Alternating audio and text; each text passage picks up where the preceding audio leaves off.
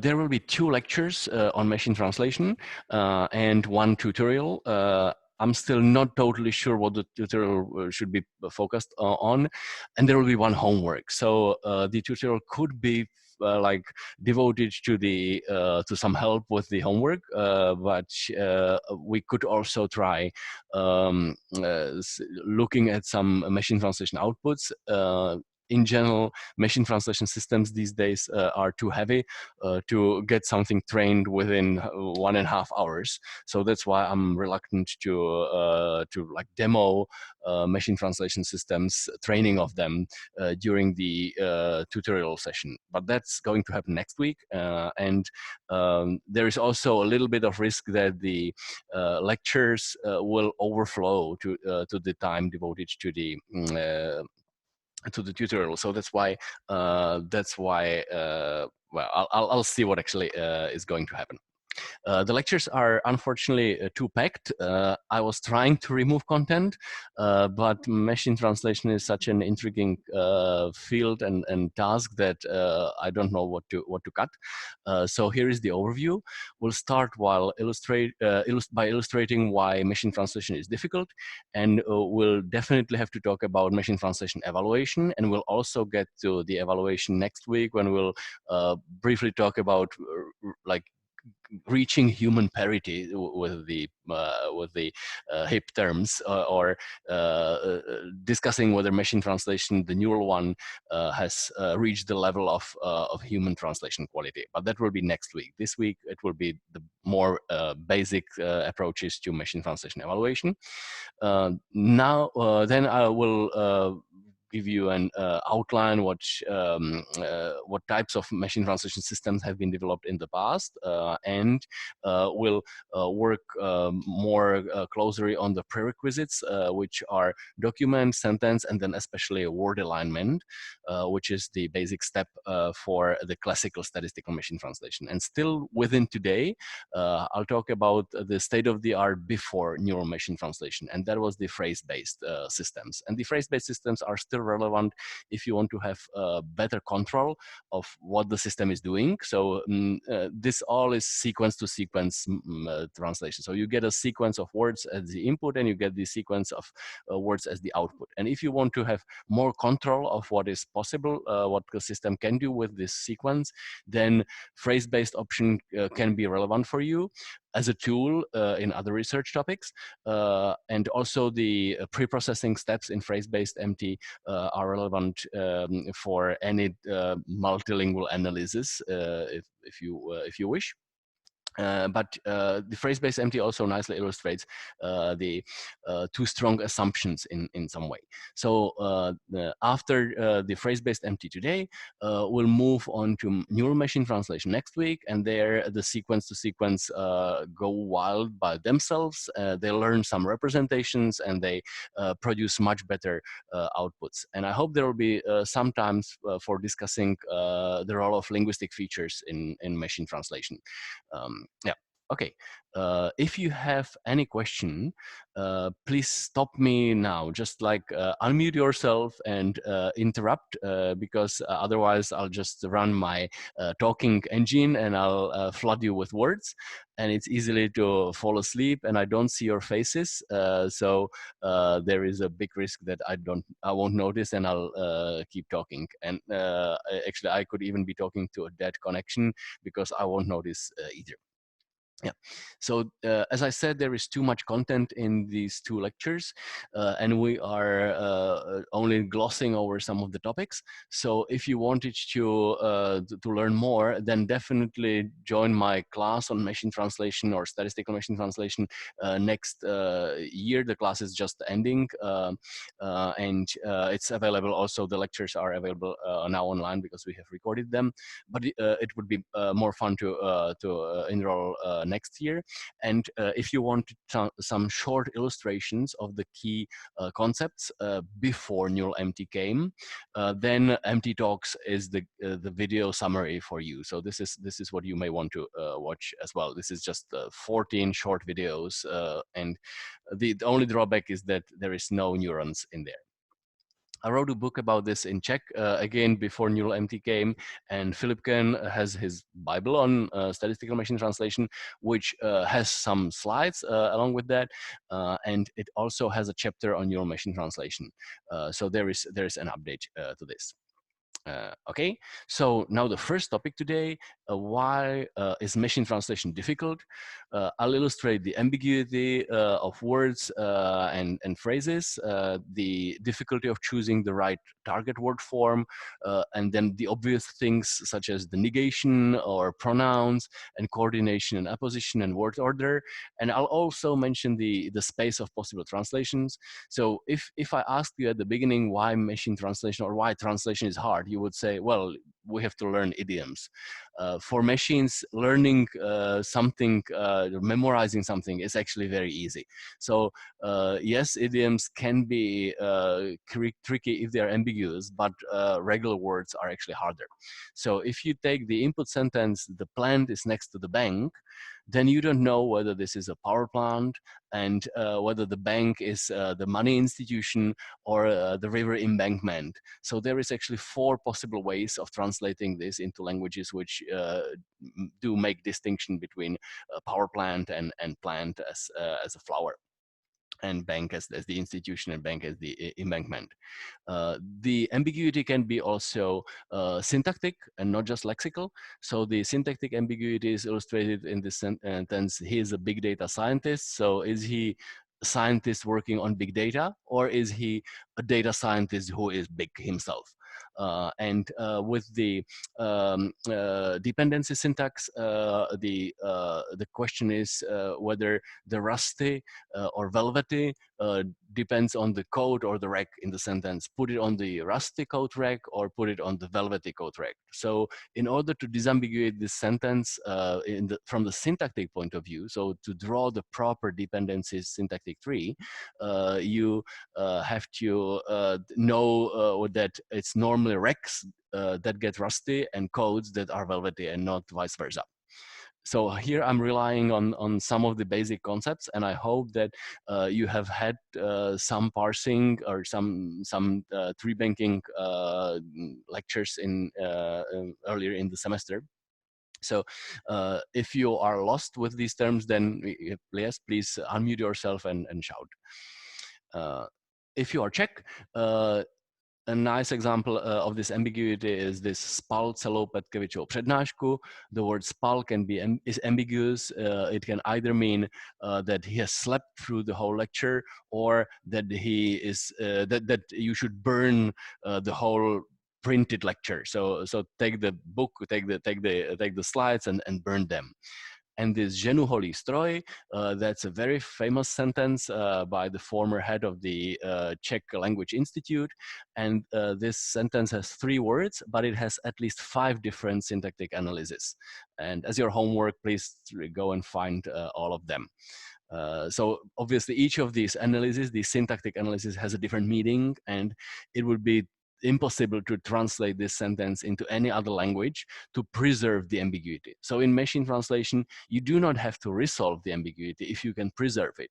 But if you cannot preserve it in the target language, then you really have to make a choice. And this choice often depends on the context. So if we go back to the very first sentence, if there is a picture and there is the river and the flower, then you will know that this is a flower and the embankment. But if there is a banking institution or building of a bank, then you would probably translate the plant as the power plant as well. So it's the context that disambiguates, but maybe you don't have the context all the time. And if you actually remove the context, if you consider dictionary entries, then these dictionary entries are much worse because they are isolated, so you don't know when to use them. So that's why dictionaries were never quite successfully used in machine translation. So they are good for humans because humans resolve the ambiguities, but they are not for machines who struggle with them. So these are ambiguous examples from Czech to English translation dictionary. Uh, these examples were created by linguists, and linguists really like to find exceptions. But there are also regular sentences, normal ones that you just find in the newspaper, and these are equally ambiguous and hard to translate. So this one tap and the machine issues a slip with a number can be translated or should be translated as jedno ťuknutí a ze stroje vyjede papírek s číslem. That's a Czech reference translation, and there are a number of errors. So the tap can be translated as the water faucet, or it can be translated as a strike, like a strong tapping, which is too bad if you put that on a machine, like strike the machine to get the slip with the number, to get the little leaflet, the little piece of paper. Then there is various Google translations from various years. They were struggling with that. And for example, this slip and issue, that sounds very like stock market analysis and stock market commenting vocabulary. So that's why in many versions of Google Translate, it was translating this as like the problems of the reduction or loss in some numbers, and that's obviously a wrong understanding of or a wrong translation of these words. And the current systems as of today, our system Neuron 1 is perfect. Jedno klepnutí a stroj vydá lístek s číslem. Google is still wrong with the case. Jedním klepnutím a stroj vydá doklad s číslem. So this is like, it should be nominative. It is not, and it sounds unnatural. Choosing the target word form is difficult. And this is difficult also for humans when there are categories like tense that do not match exactly your source language. But for machines, it's actually much harder, because when translating, for example, into Czech, you have to choose one of the 7 cases, one of the 3 numbers, and one of the 4 genders. And that depends on the context. So the word cat has, in these 4 examples, 4 different endings: kočka, kočku, kočko, kočce, depending on the syntactic role of the word in the sentence. So this is an example. If you're translating the input sentence, I saw 2 green striped cats, then you are fighting the lexical ambiguity. The saw can be the chainsaw, which is the first 2 rows, pila and pili, like 2 different forms illustrated of the chainsaw. And then for each of the words 2 green striped cats, there is only one lexical choice illustrated. There's more lexical choices, obviously, but I'm illustrating just one lexical choice. And within a fixed lexical choice, you still have to choose the right form. So if you choose wrongly in this Cartesian product, then the sentence will be incoherent, incomprehensible for human speakers. So one correct selection of the options is this: viděl jsem 2 zelené pruhované kočky. But if you choose a different beginning, zrak mi utkvěl na, then you have to go with different case and thus different choice: 2 zelených pruhovaných kočkách. So making this choice within the Cartesian product of possible word forms, each of them, that's the hard part. That is what makes the search space over all the possible options exponential. Yeah, so that was the maybe surprising problems, because humans don't have them. And then things that are already like difficult for humans as well is negation. From technical point of view as well, the negation French is difficult because it is around the verb. So you need to either list in your dictionary the verbs and their negations, or you have to have specific like entries in your automatically processed dictionary, which put themselves around something, and that's computationally difficult. We're not going to cover these details. This is related to syntax, the parsing. It simply increases the complexity of the parsing necessary, and thus the risk of misunderstanding, misparsing the source sentence. In Czech, negation is doubled. Nemám žádné námitky. That would translate into just a single negation. So you have to know when to drop negation, and you should drop it only once, kind of, because there is only one negation in the sentence. Like the sentence is negated only once in Czech, but it's shown on two words, and that's hard. Then some of the negation is even like culturally fixed. So in Italy, when you're entering the public transport, you need to either validate or invalidate the ticket. So you are validating it for the current ride, which is what is the meaning in the northern Italy, if I'm informed correctly, and you are invalidating it for the next ride, which is the word used in the southern Italy. And sometimes sentences are even ambiguous with respect to negation or opposition. So in Czech, if you say baterky už došly, then it can mean that either no batteries are left, or the batteries, the supply of the batteries has just arrived and we have them in stock again and we can sell them. Or another example, z práce odcházím do byta, either I leave the work exhausted or I leave the work recharged. So you see that the lexical ambiguity can go as far as to make totally opposing sentences homonymous, or they look the same. And you have to know from the context which of the meanings is there. Obviously, pronouns are difficult. Czech is a proto language, and you have to recreate the pronoun from the context.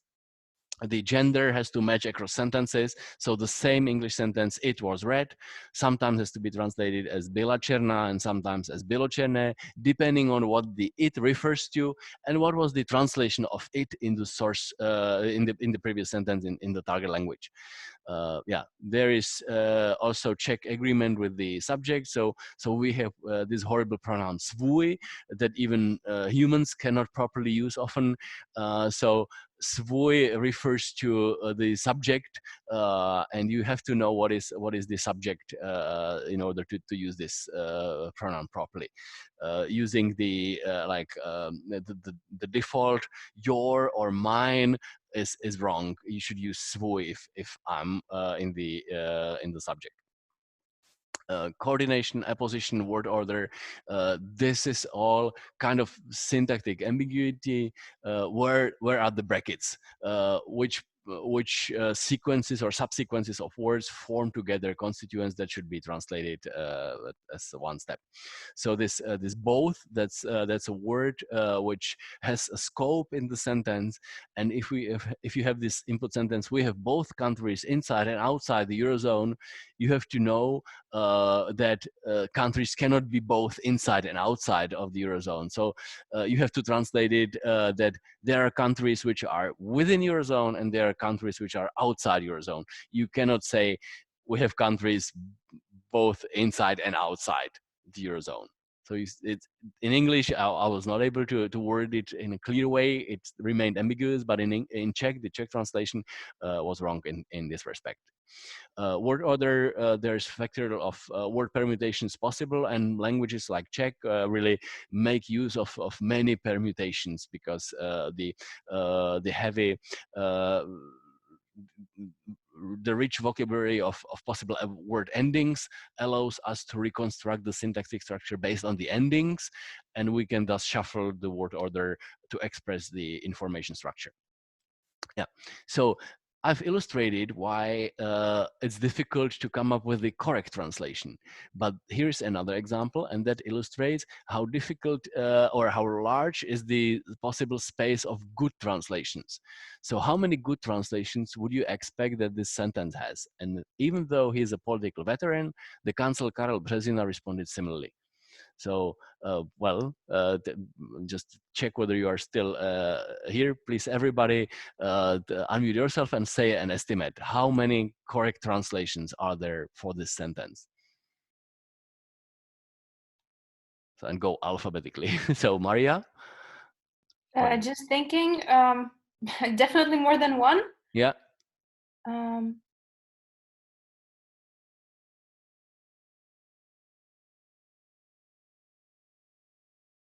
Okay, so just say a number. So you're saying definitely more than one, like 5.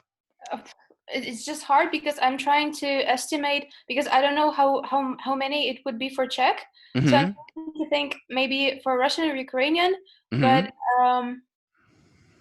because they are very close to Czech. Let us say 3. Okay, yeah. Then Lukáš, how many would you guess?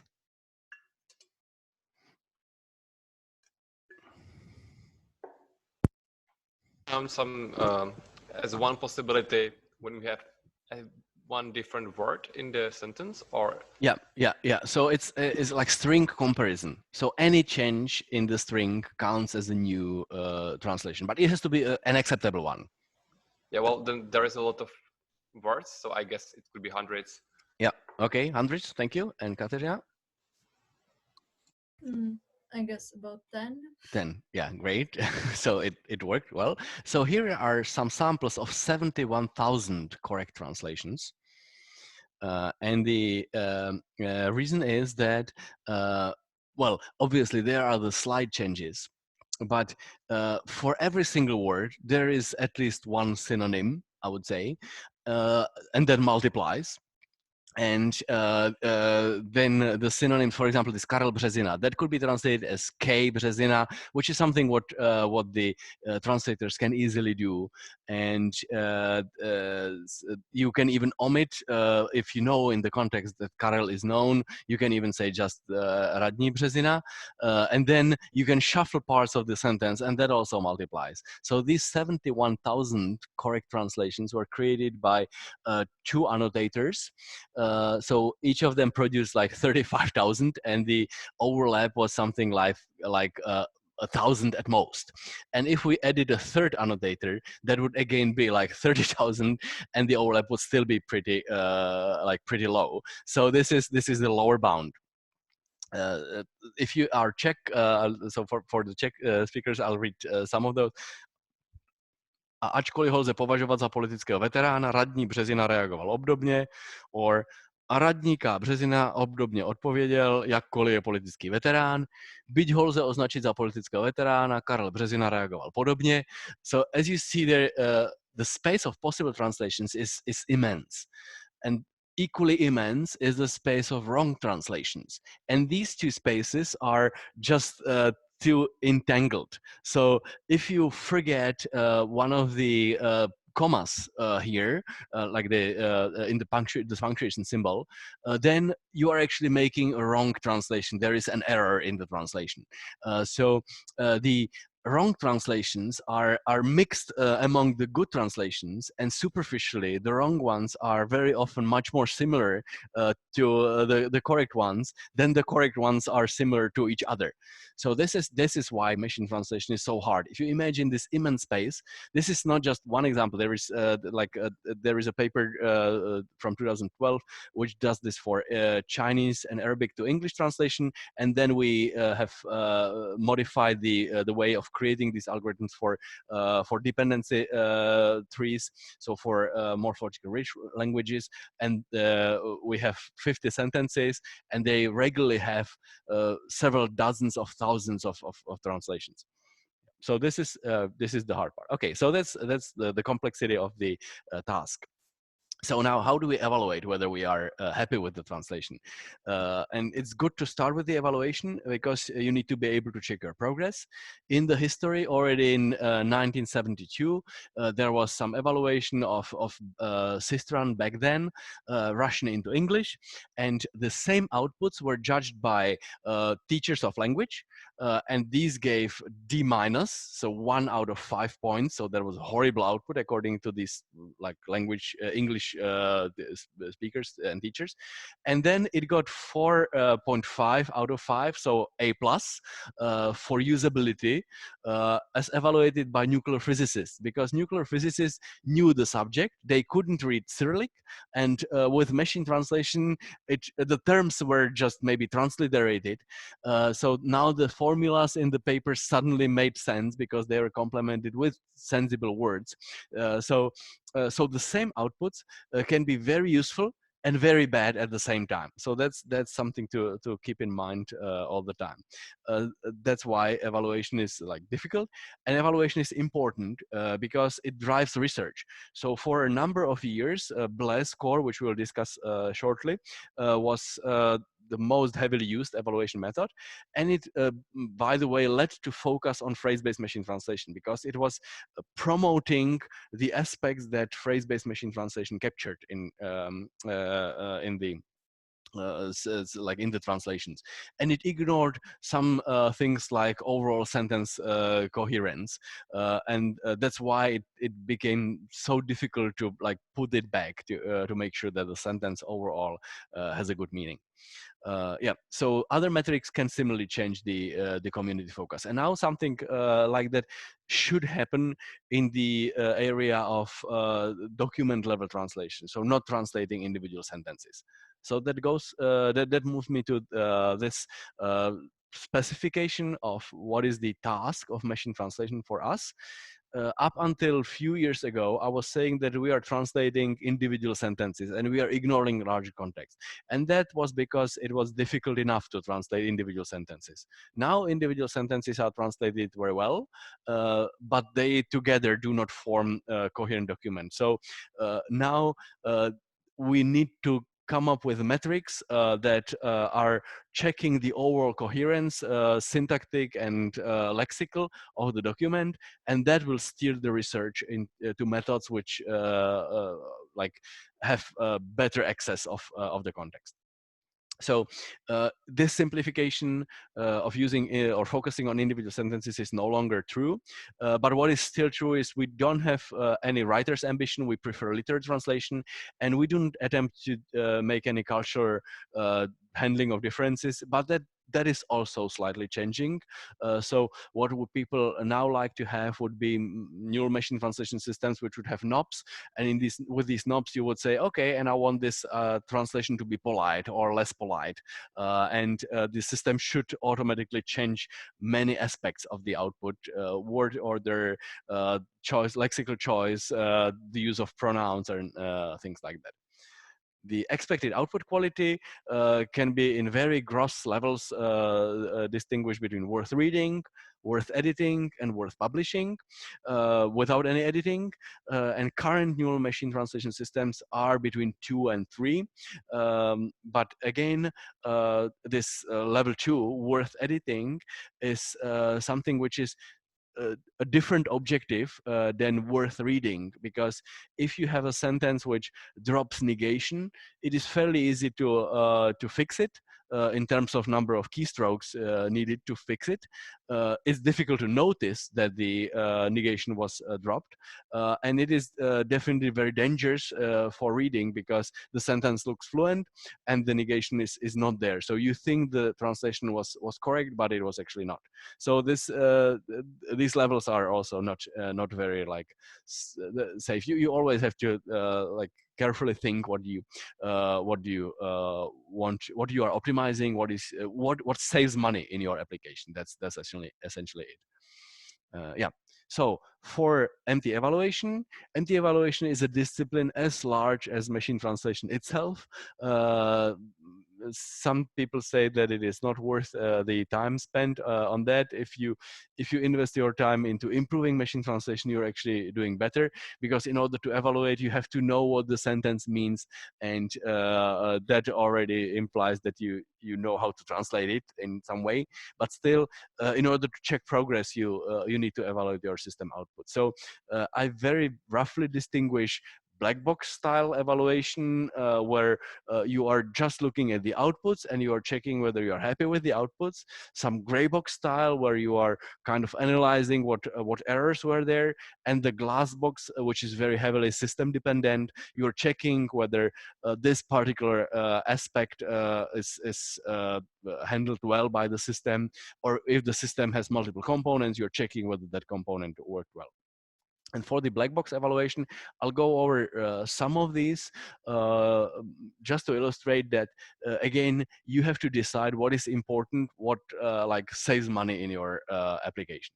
So one thing that was used for several years was this ranking.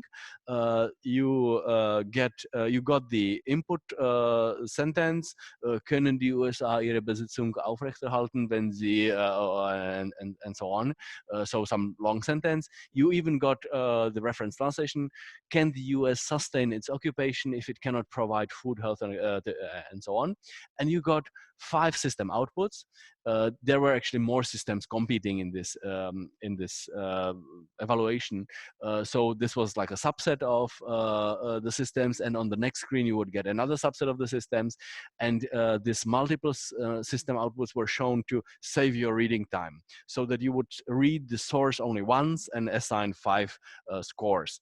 The scores here are relative to each other, and you are saying which of these outputs is better.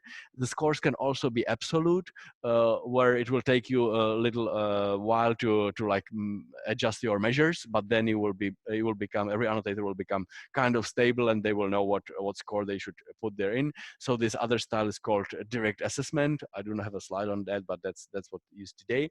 And here in the relative ranking, you are indicating which of the outputs is the worst, which is best. Maybe there are some ties, and this is ranking of constituents, not of the whole sentences. The problem is that if the output contains an error at the beginning in one system and a different error at the end of the sentence in other system, it's difficult to judge which of them is better. So in this ranking of constituents, a particular sub part of the sentence is highlighted, and you are judging only this part. So this here the agreement of annotators goes higher, but you are not evaluating the sentence as a whole, so it has the risk of BLEU score, for example, as well. This is another just view. Here the ranking was done for full sentences, and that's something which was used from 2013 till about 2017 in the WMT evaluations.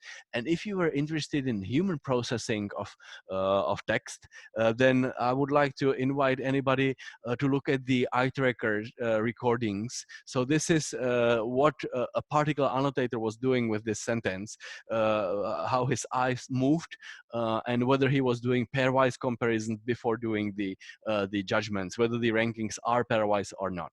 So if you are interested in analyzing this data or even recording your own, there is an eye tracker in the School of Informatics. So once the Corona crisis is over, you can again invite subjects and have them do some reading for you and observe what they look at. There is another style of editing and or annotation of the quality, which are called blind post editing or sentence comprehension. In essence, you want to check whether the person understands the sentence correctly. And if the empty output was not quite fluent, there was an easy way to like ask this question to evaluate it properly. You would give the disfluent machine translation output to a person, and you would ask him, what does this sentence say? And they would correct it in some way. They would not have access to the source, so they would just guess based on the hypothesis, based on the empty output, what is the correct meaning, and they would make it fluent in some way. And then a second person would evaluate 5 of these corrected outputs. And the system which was the best understood by the most annotators in the first phase, so that the second annotator most often mark that this is an acceptable translation given the source and reference, then that system would win. So this comprehension now is more difficult because the neural empty systems produce very fluent output. There's often nothing to correct, but still the meaning can get distorted, as we'll see. especially next week. Another, this is already the gray box style of evaluation. Another option is to mark the sentence output for errors.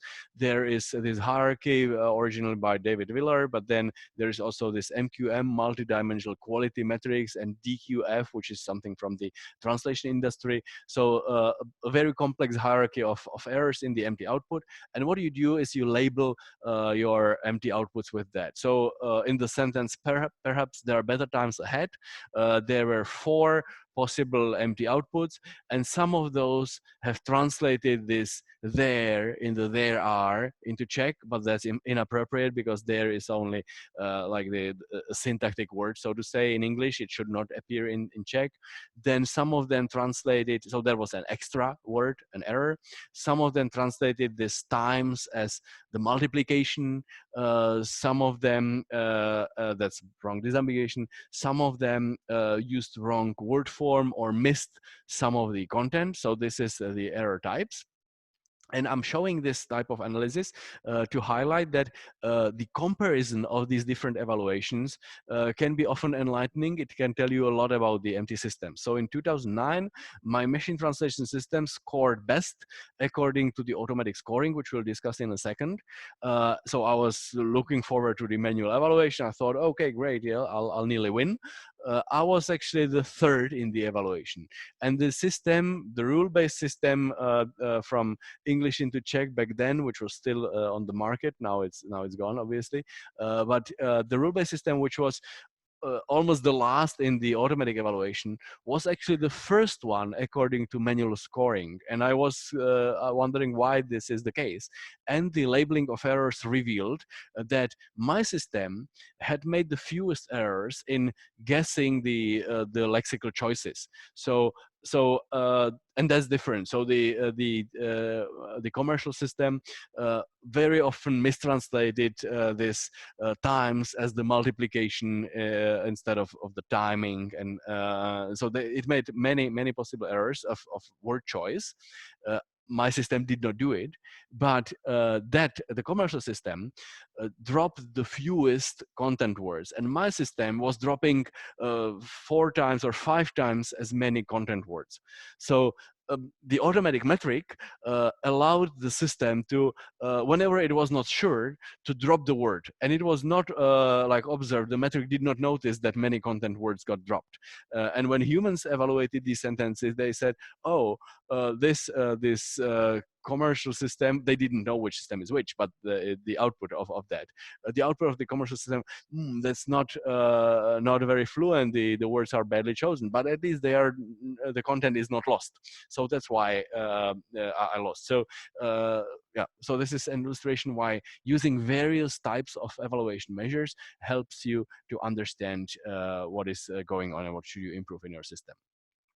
There can be contradictions even in the manual evaluations. So I'm not going to the details, but if you look at these 2 evaluation methods, whether you allow ties or whether you like disregard ties in the evaluation, then that can also lead to different winners. So this PC translator, the commercial rule-based system in 2010 won according or was nearly the best one.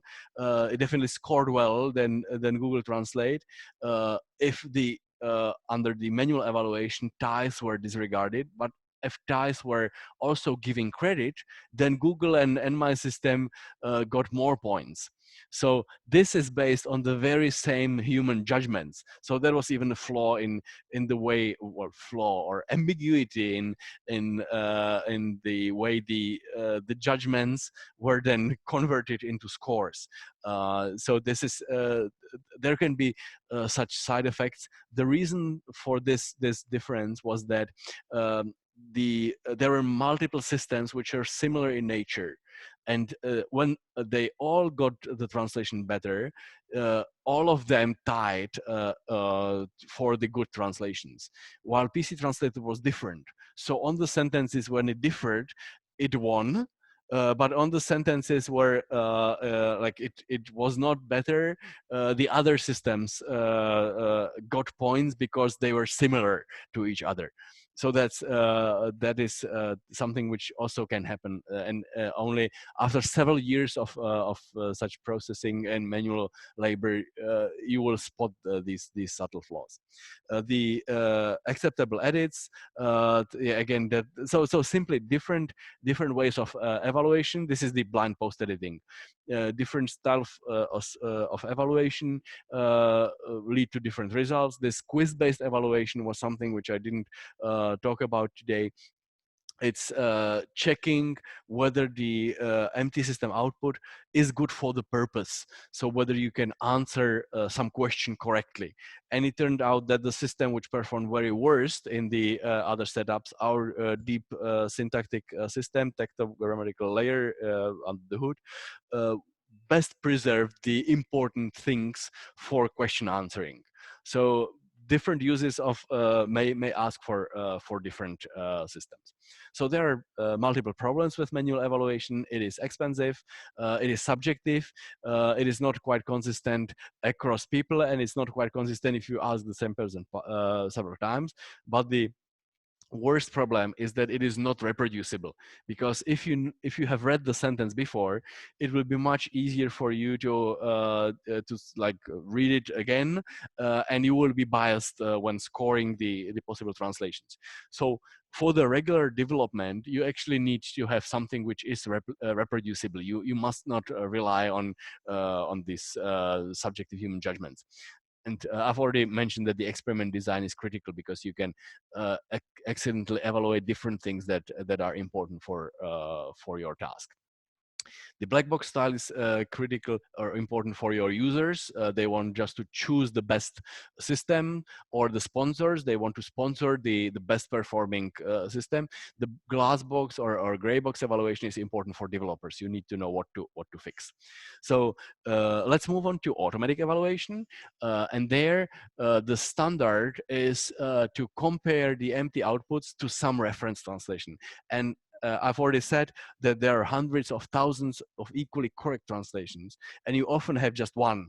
So then obviously the automatic evaluation will be very risky. If your system output chooses one of the 100,000 different translations, and the reference chooses a very distinct one, then the similarity score between these two will be unreliable.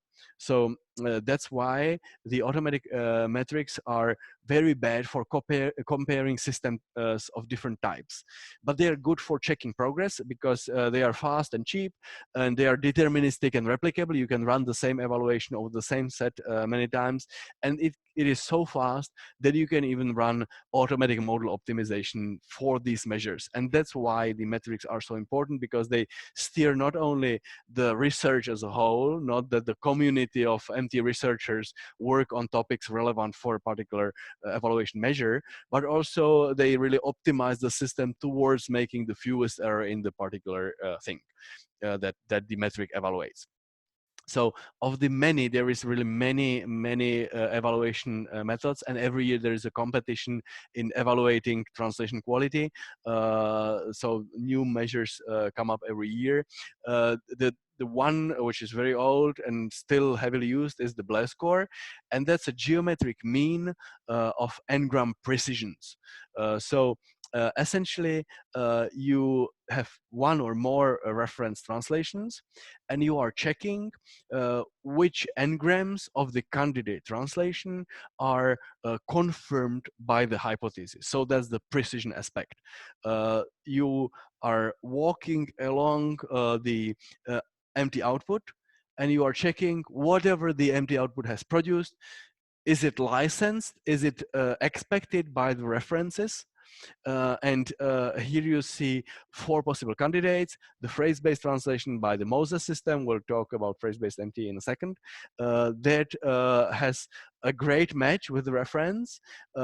The 4 grams are like confirmed. The 4 sequences of 4 words are confirmed and appear exactly, all the underlined ones. The trigrams are also confirmed. So there is 4 confirmed 4 grams, 5 confirmed trigrams, 7 confirmed bigrams, and 9 confirmed tokens in this empty output.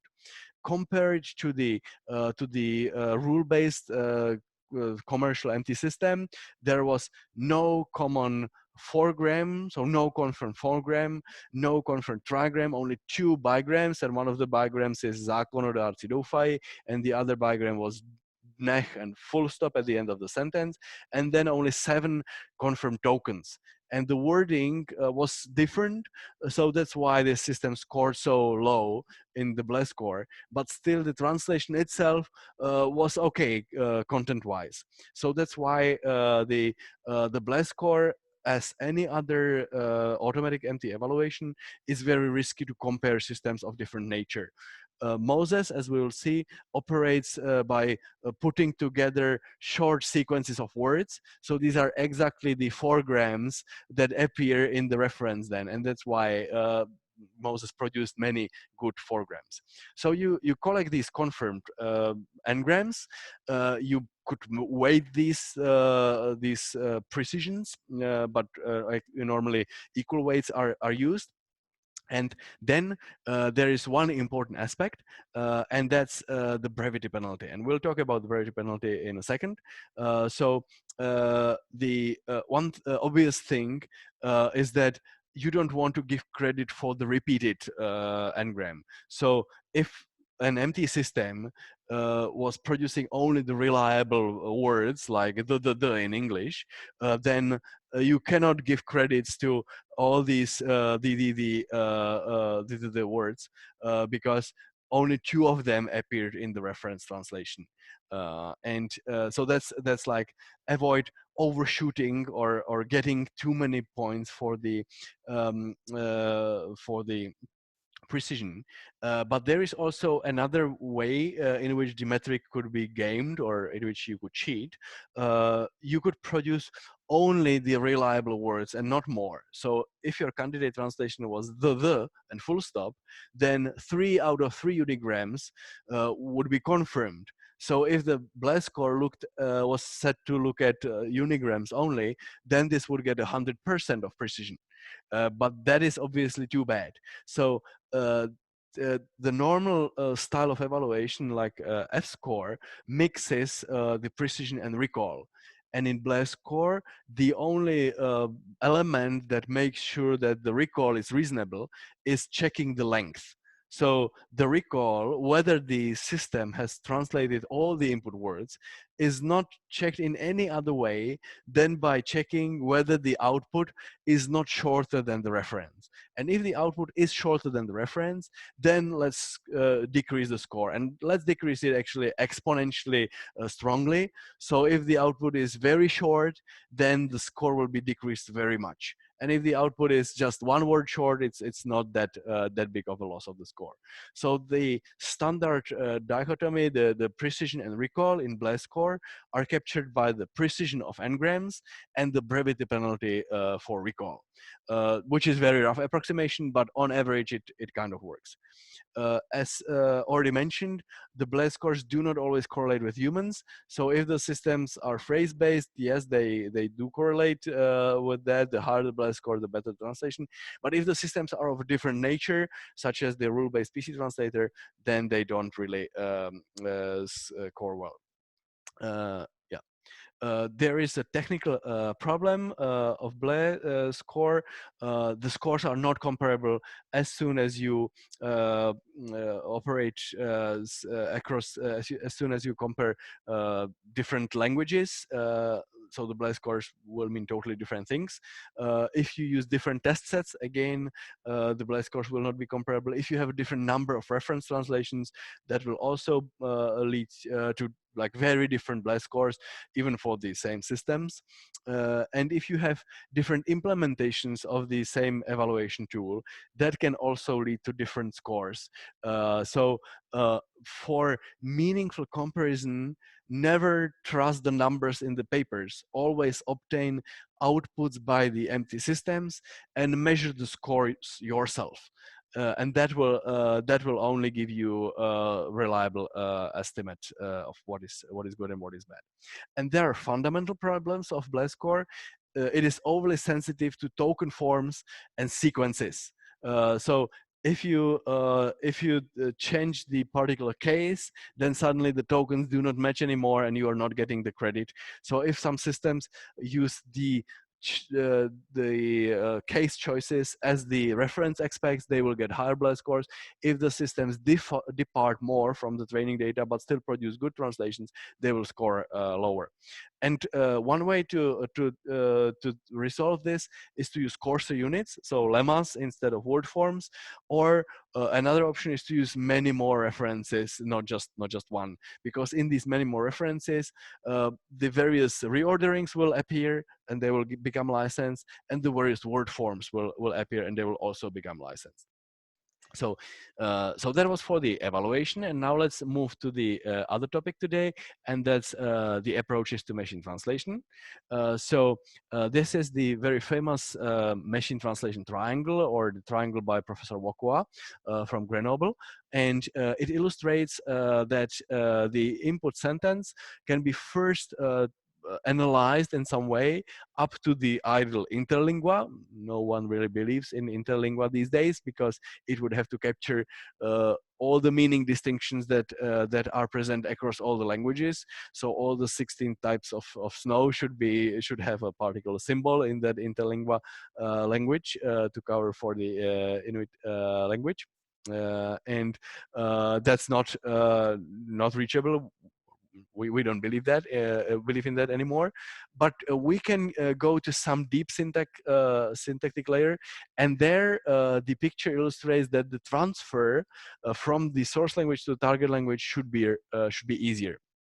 So there ideally you should need less parallel data, but maybe more monolingual data to get to the analysis, and similarly on the other side when synthesizing. Unfortunately, this processing with the analysis, transfer, and synthesis is actually a longer path. It's easier to make errors. The errors accumulate there. So if you make analysis errors and translation errors, then you are synthesizing something bad. So rule-based. So that's one distinction. How deep analysis you make. The deeper you make it, the transfer is the easier, but the more errors can get collected along the pipeline. And perpendicular, like a different axis of distinguishing empty systems, is whether they are rule-based, so implemented by linguists, programmers, or whether they are learned from the data. And there are systems that work with the deep units, and they are still learned on data, so they are hybrid in many ways.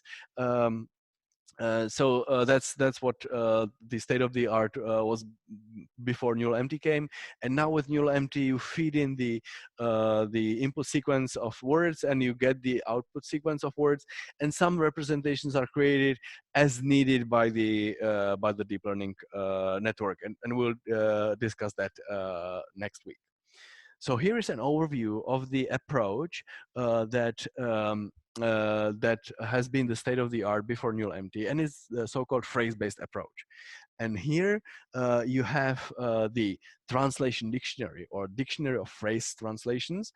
There's this time around, Nini, Zareagol, they're moving. So to wake you up, please tell me what are the differences from this dictionary compared to the normal translation dictionaries that you use as humans, as human users.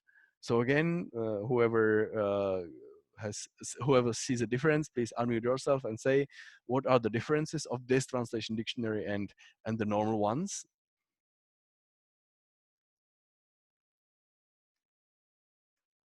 So are you still here?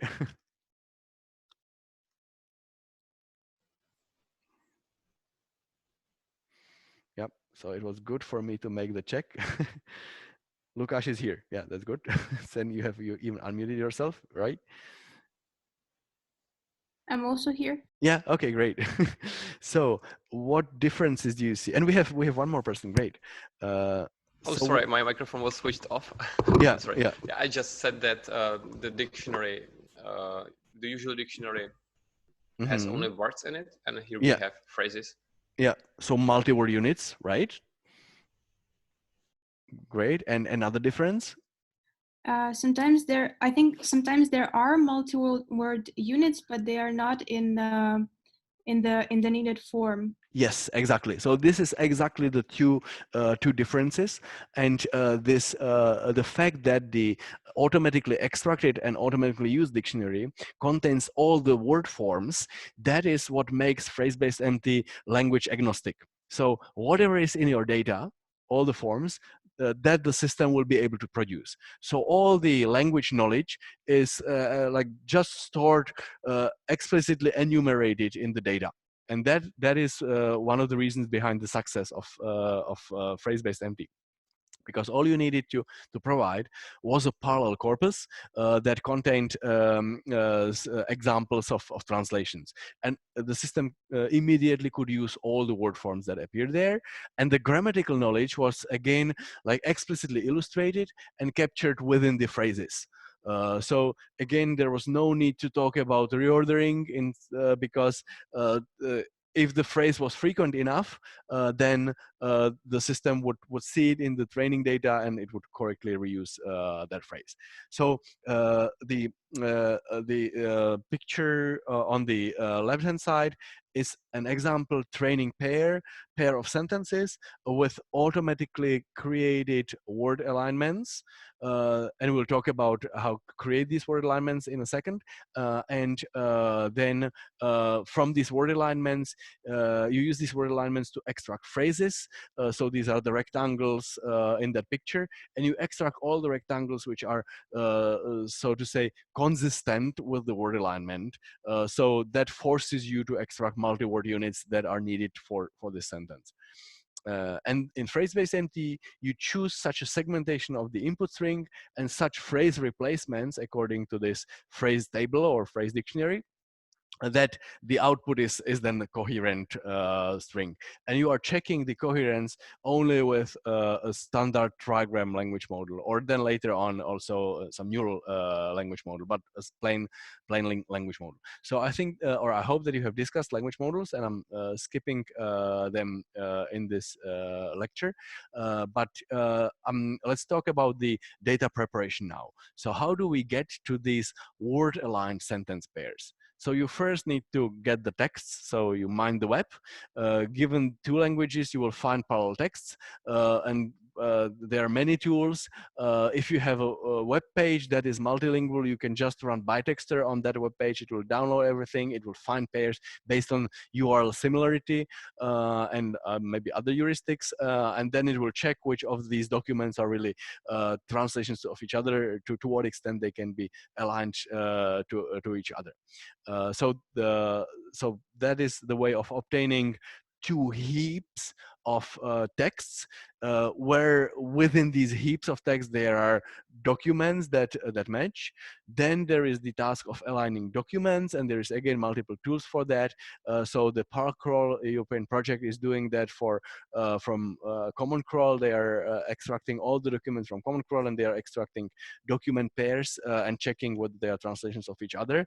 A student of mine in 2017 did it for paragraphs, actually. So even pages which contain a top part in one language and bottom part in the other language, they were decomposed into paragraphs, and he was able to find these paragraphs when they were translations of each other.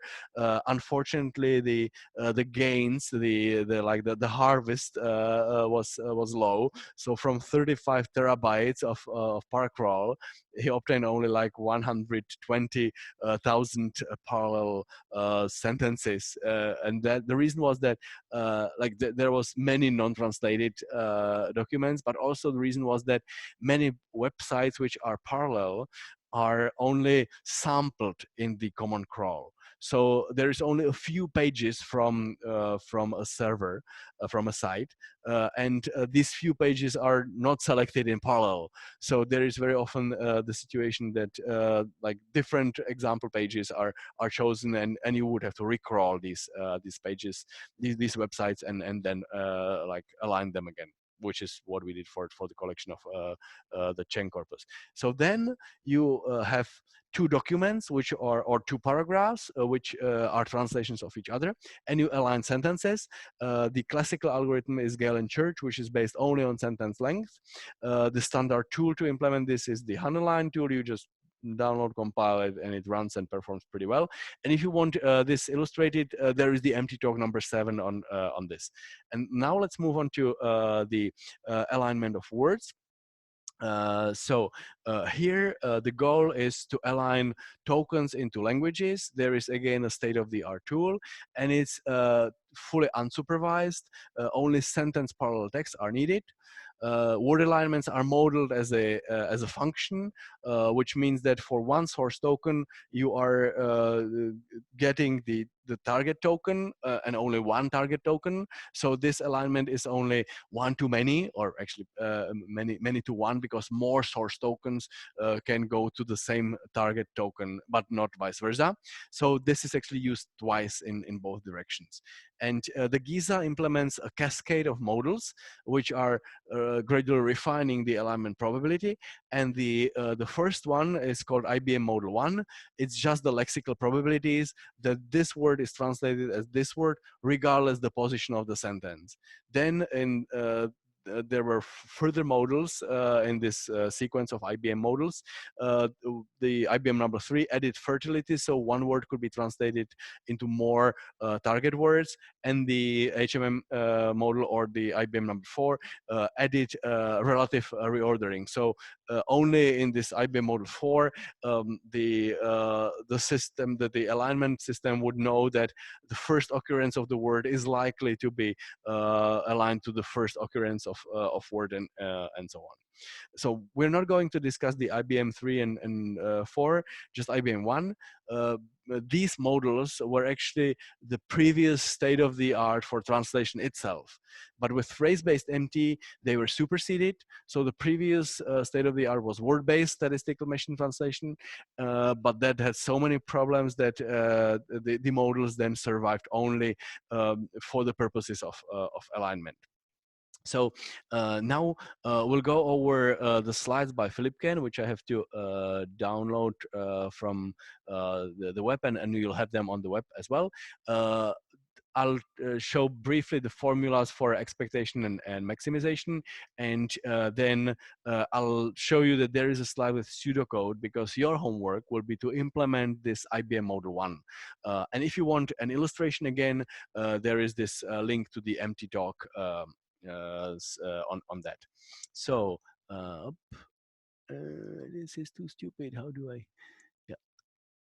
So this Philip Ken slides is here. I'll download it, open with Acrobat Reader, and show it full screen. So the idea is that a single word, such as the German word house, can have multiple translations: house, building, home, household, or shell. And they have some counts in a parallel corpus.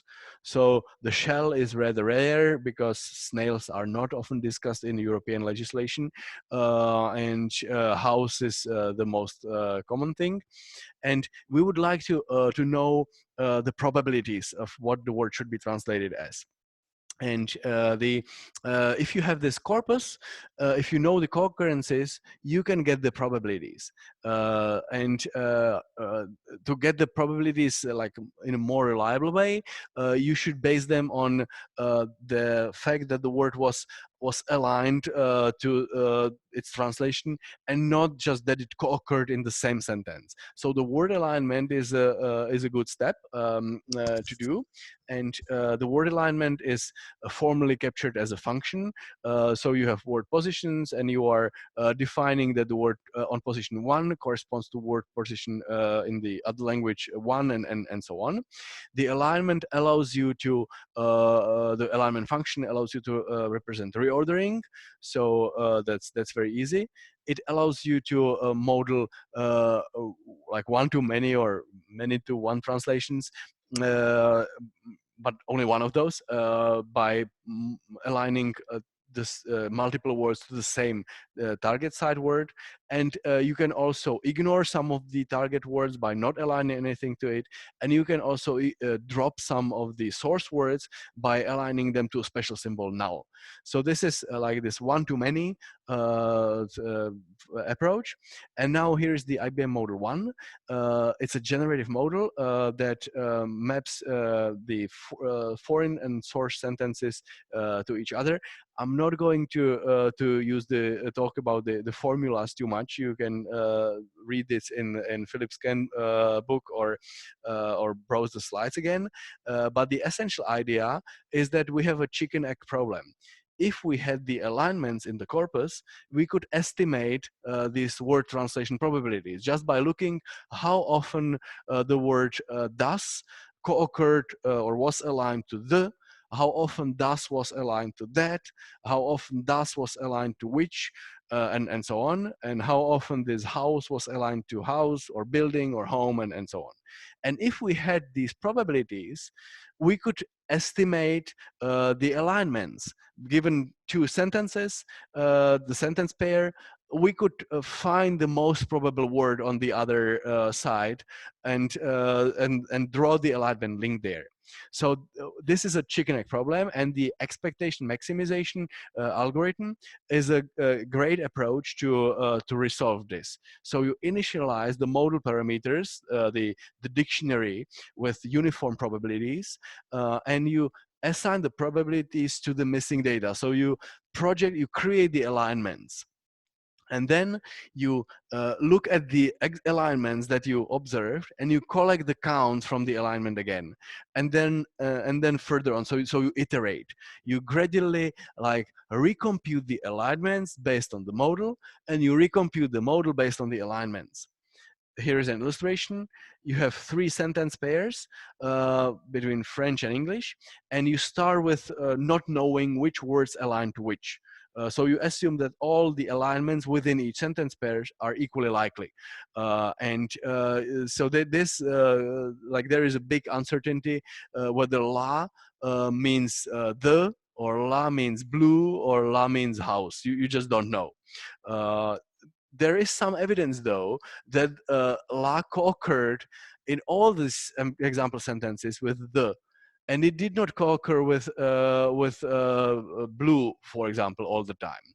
So you will learn that la is more often linked with the, and that will increase the alignment probability. So in the dictionary, the lexical probability of la and the will be increased by observing which alignment links appear in the data.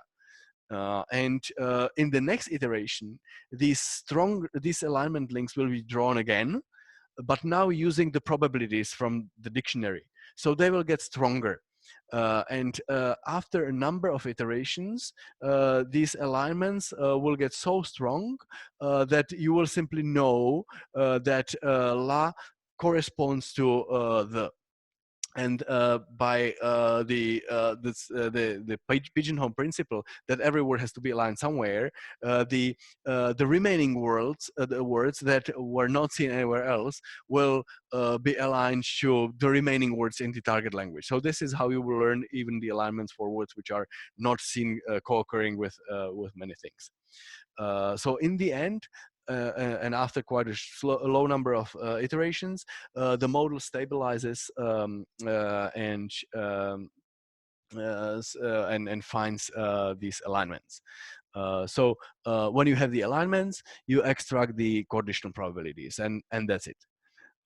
So you have the expectation step where you are applying the model to the data. So you are applying the dictionary to create the alignment links. And the maximization step where you use the alignment links to get the dictionary probabilities. Here is a summary of that, and here is there is a mathematical trick which you can skip. That's essentially swapping some sum and some product in order to have some equations cancelled out or like easier handled. here is the pseudocode, which initialized the dictionary uniformly, and then until convergence, it like regularly applies the modal, the lexical probabilities to the data. So it creates the alignment links, and then it collects the alignment links and updates the lexicon, which is this the second loop. So this is the homework. I will email you probably, well, at the latest the next week with the exact assignment, but you can already now start implementing this in your favorite language, and you can create training data yourself, just several pairs of sentences, and you will see how it finds, by observing the co-occurrences of words across the sentences, how it finds the translations. Okay, so let's move on back to this. There is the illustration in empty docs, and I said already that these alignments are always one to many and many to one. So this is one of the direction, English to Spanish, and this is Spanish to English. And if you want something which is many to many, possibly, then you have to symmetrize these two views. So if you intersect these two alignments, you will get only reliable points, like points where the English word asked for a Spanish word and the Spanish word asked back for the same English word. So that's the intersection. If you do the union, you will have more alignment links. It depends what is the best approach. So if you are using this this automatic alignment for some lexicon extraction for humans, you will probably want to rely on the intersection, because that will be more reliable word for word translations. If you want to use the phrase-based machine translation, you will use this heuristic, which is called grow, dark, final, end. And that's a way to add some of the points from union to increase the phrases extracted. Yeah, okay, so now we have last 12 minutes, and we'll use these 12 minutes to go over the phrase-based machine translation. And the word alignment is the basis for that, as you have seen on the overview slide. So phrase-based translation is a statistical approach to machine translation. And there are some quotes that relate to statistical machine translation. Warren Weaver started right after the war.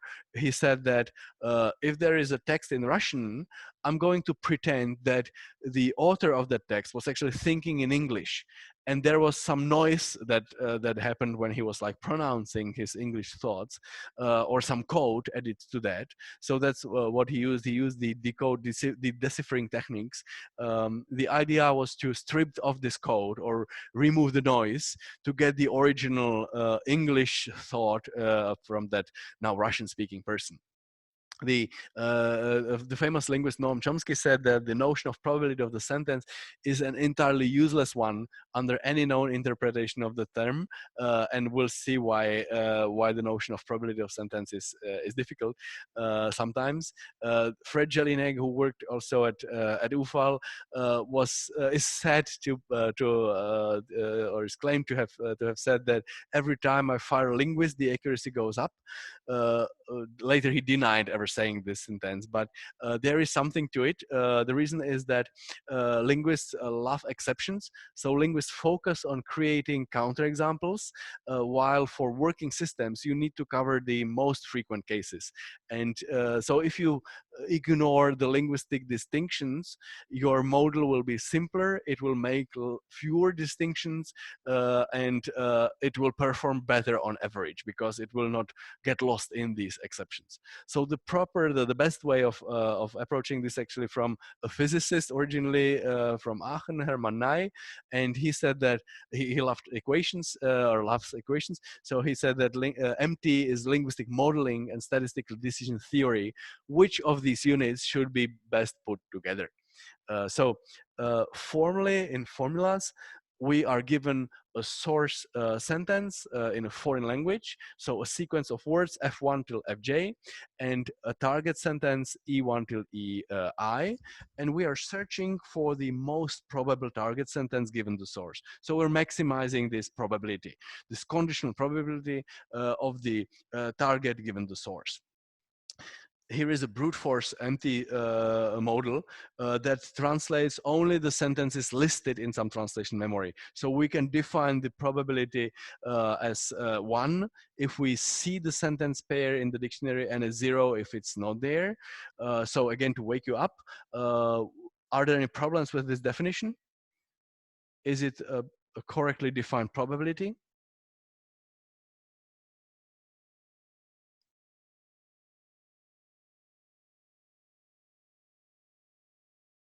So do you see any problems with this definition?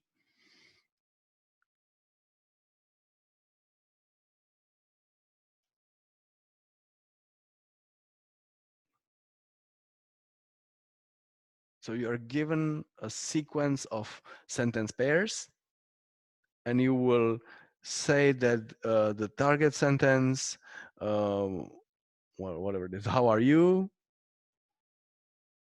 The probability of producing how are you, of translating yaksemash how are you, is 1 whenever you see that sentence pair. What are the problems with this approach? Could you build a working empty system with this memory of sentences, with these atomic units? Would it work? Well, we have more translation to one Mm-hmm. sentence. So when we get how are you, we don't know. We should translate Examash or Examata. Yeah, so you would not know how to choose among those. And speaking of probability, in some of these, in one of the orderings of these probabilities, what is the source and what is the target, the probability could be like more than 1. And if you just add up the occurrences. So if you have multiple translations, you can very easily get probability higher than 1. So that's one problem. Exactly. And the other problem is that this definition of probability is not smooth enough. So this is not a probability. There can be more different source sentences that translate to the same thing. So you actually need to normalize. You should like collect all co-occurrences and divide it by the count of the antecedent, do the maximum likelihood estimate to get to make it a probability. And the smoothness is the fact that refers to the fact that you can easily translate good morning because it is known in the corpus, but any simple change like good evening or good mornings would not be translatable because it is not listed. So the probability too quickly jumps between 0 and 1. And we want our systems to be robust to handle even unseen sentences. There is no way to expect that the system would know all the sentences. Yeah, so that is the problems. And actually, this is the statistical approach. So it was first approached by statisticians, and the statisticians, when they see some conditional probability, and they have this conditional probability in this formula, we're maximizing the conditional probability of the target given the source, they take a different approach. When they see a conditional probability, they will apply the Bayes law. So the Bayes law allows us to swap the order of the antecedent and consequent. And if you do this in this search for the most likely target sentence, you will arrive at a more complicated formula. But then you will notice we are searching over all possible target sentences, and we are comparing numbers, and all these numbers are divided according to the Bayes law with the same number, the probability of the source. So if all the numbers in the comparison are divided by the same number, we do not need to do this division, to do this normalization at all. So we can simply drop the denominator in this Bayes law application. So if you approach the problem of how do we model the probability of the target given the source, if you approach it with the Bayes law, which is called the noisy channel model, that comes from the decipherment theory, the Warren-Weaver stuff, you will arrive at 2 components. One of them will be again the translation model, now swapped. So now we are estimating the probability of the source given the target candidate sentence, and we are separately estimating the probability of the target sentence on its own. This seems like a complication, but it actually has a benefit. So here's a motivation. the Bayes law has changed our equation to have two components. One of the components is the translation model, which is now reversed, but it is estimated on the same data. It's just looking at the same data from the other way around. And this translation model assesses whether the particular candidate is the likely translation. And the language model is checking whether the candidate is good target sentence regardless the source, whether it is fluent target sentence. And the benefit here is that these two probabilities can be trained on separate data sets. So you can use separate parallel data and separate monolingual data to get the language model probabilities. And these models then are two different views on the translation, and they complement each other. So if the translation model is unreliable, the language model can recover.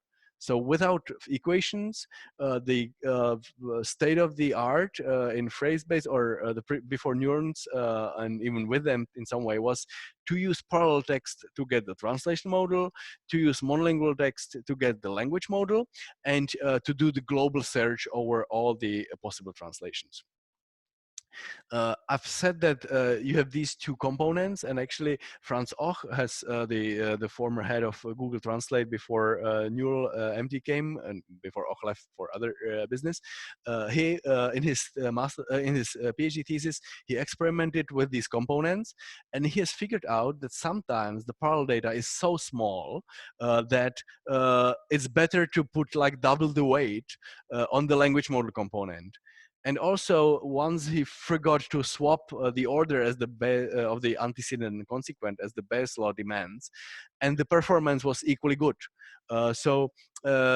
These different variations of the formula are not licensed by the Bayes law, and still they help to choose the right translation. So he moved to another mathematical device, which is called the log linear model, and the log linear model simply scores translation candidates with a number of scoring functions, and these scoring functions have some weights, and then there is again like the denominator, the normalization constant, which checks how many points have we divided among all the possible translations, and if we divided the score of this current candidate with this total score allocated, then we would have a probability.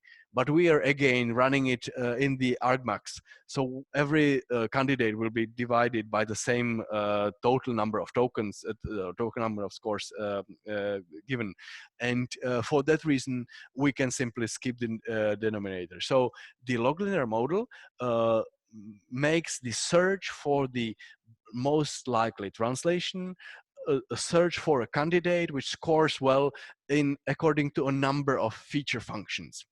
So in phrase-based MT, the feature functions are the most important one is whether the phrases are good. So the phrase-based MT works by segmenting the source sentence into K phrases, translating each of the phrases independently, and concatenating these phrases. And the most popular or the most important feature in this evaluation is how often these phrases were found in our data, how often these phrases appeared in this automatically extracted dictionary. So you have parallel text, you create word alignments, you extract phrases which are consistent with the word alignment, and then you construct the maximum likelihood estimate probabilities, how often this phrase co-occurred with this phrase. And this is the phrase translation probabilities. So these phrase translation probabilities are then the basic, the most important scoring function. So you consider all possible translation of the phrases, and if the phrases are the frequent ones, then you will trust it. So here is an example of such a phrase table. You have multiple translations of the phrase in Europe. It can be translated as in Europa, Europas, or in the European Union. Here are the multiple scores, and two of them are the phrase translation probabilities collected from the parallel corpus. There is also some smoothing necessary, so some of these scores are based on the individual words alignments. So if the phrases are maybe idiomatic, then word for word they they do not translate to each other well. But if you are able to come up with a phrase translation that is also word for word well supported, then maybe you will like it better. And then you have a number of other features. So one of the features checks how many words have we produced in total, and how many phrases have we used. So have we divided the input sentence into more phrases or fewer phrases? And these are numbers that are trained on a held out corpus, and they indicate how important that feature is. And another very important feature is the language model score. So if you then have the input sentence, you will look up in your phrase table what are all the possible translations of this input phrase, such as this Dio una bofetada. And there you can translate this phrase with shorter phrases, like word for word, or you can translate it as one word phrase. So this is the list of translation options. And then you do a search over these translation options. So you start with an empty hypothesis and you gradually extend it with translations of these bits until you cover the whole input sentence. And you prune the less promising options. And where all the input is covered, then the highest scoring translation according to the feature functions is the one that you will emit. So here is another illustration of that process. These are the red rectangles are the phrase-based translations, and they are like many words for many words. So the Peter left for home is the input. And in our collection of possible phrases, we know that Peter can be translated as Peter, left for can be translated as odešel, and home tečka can be translated as domu and the full stop at the end of the sentence. So these are the phrases. Each phrase brings in the scores for the phrase translation. Each phrase brings the penalties for the like how many phrases were used and so on. And there is also the language model, which looks at the output and scores the bigrams or trigrams in the output. So it brings another set of scores. And these are the final scores for the candidate. And you weight them by the weights. And this way you can score this candidate translation, and you compare this candidate translation with many other candidate translations. This is the algorithm for choosing the best weights, and here you essentially assess which weights are good. Maybe go through this illustration as a homework, just to see whether you understand. And this is an illustration for Czech speakers. What are the effects of the weights? So the phrase penalty, if you increase the phrase penalty, then the input sentence will be translated like more piecewise. It will be translated by individual words. So it will be a phrase bonus. The more phrases you use, the better. So it will be more like a literal translation, word for word translation. And the language model score, if you make it a bonus to produce strange sentences, then it will really create very strange translations. If you fine tune, if you select the weight for the language model reasonably well, then it will use good phrases. And if you overshoot the language model, it will use only like the common words, the reliable words, and it will drop many content words because they are not frequent enough across the whole corpus. So searching for the best weight combination is the final step in phrase-based machine translation. So 5 minutes late, let's summarize. Phrase-based machine translation is a log linear model. That means that there are many feature functions that separately score the candidate translations. Phrase-based MT assumes that the input sentence can be translated piecewise, and that these phrases are like translated independent of each other. So the sentence is decomposed into these contiguous units, and these contiguous units as puzzle pieces are selected and put together, and you are gradually expanding, you're making the output longer and longer, and you are using the language model score to make sure that these puzzle pieces are selected so that they fit together well. And the importance of whether you should prefer the translations of individual words or translations of like the quality of translations of individual phrases, or whether you should prefer the overall sentence coherence with the n-gram language model, this is up to the weights. So these separate views then compete. It's like a mixture of experts, and each of these experts says which of the sentences is the best one, and you weight these scores from the experts, and you choose the highest scoring translation overall. So to train a phrase-based empty system, you need to align words, extract and score phrases that are consistent with word alignment, and optimize the weights. And then you run the system, and it will translate by reusing the known pieces.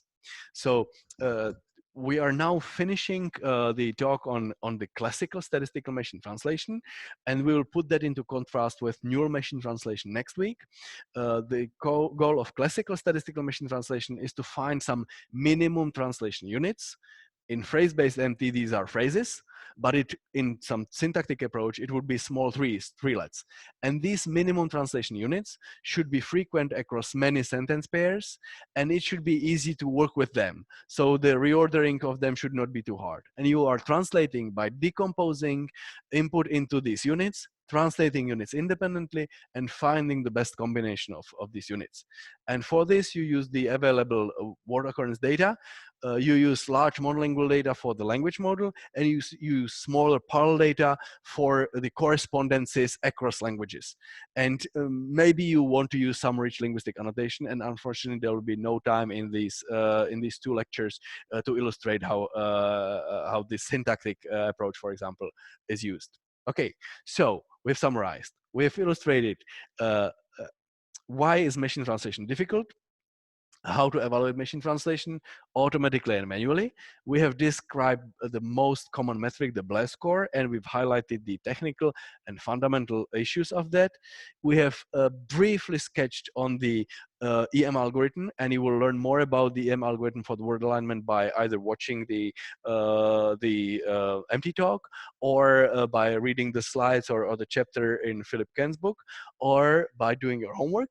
And then we have very quickly covered the previous state of the art, which is phrase-based empty. And there we have talked about the local intermodal, the multiple feature functions, and then we have skipped the local and non-local features, but we've talked about the minimum error rate training, the optimization of the weights. Well, sorry, sorry for the speed. Do you have any questions now, or you can ask the questions now or later, and maybe prepare a set of questions to start with for the next week's session, so that we will resolve all your questions for this part. A good source is the questions, the exam questions.